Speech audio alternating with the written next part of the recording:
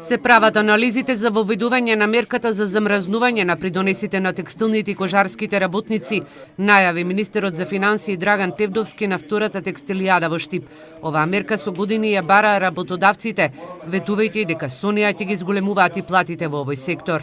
Во моментов постои работна група која што е во Министерството за труд и социјална политика, која со подршка од Светска банка, со експерти од тамо, прави анализи и заклучоци како треба да се движи реформите во пензискиот систем, и ја мислам дека кога ќе имаме решенија, владата ќе излезе и ќе ги соопшти. Општина Штип нема некои големи ингеренции во дел на законските прописи, норми кои што се носат во државата со цел подобрување на условите за работа, но јас како градоначелник секогаш сум заинтересиран за да имаме добри услови за работа на територијата на општината која што ја водам.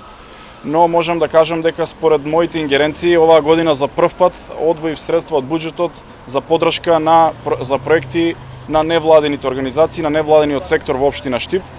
Невладиниот сектор кој е на терен со работниците забележува дека се очекува и оваа година да имаат проблеми со исплатата на регресот за годишен одмор, а во делот на минималната плата бележат прекршување на работничките права, зашто надлежните институции треба да работат на терен.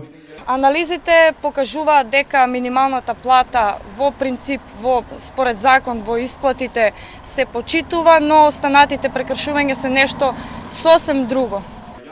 Денешните податоци на статистика говорат дека платите во споредба со лани пораснале за 5,7%, а растот е најголем во текстилната и кожарската индустрија. Во Штип во наредните 2 дена низ дебати и работилници ќе се говори за работничките права, младите и миграцијата.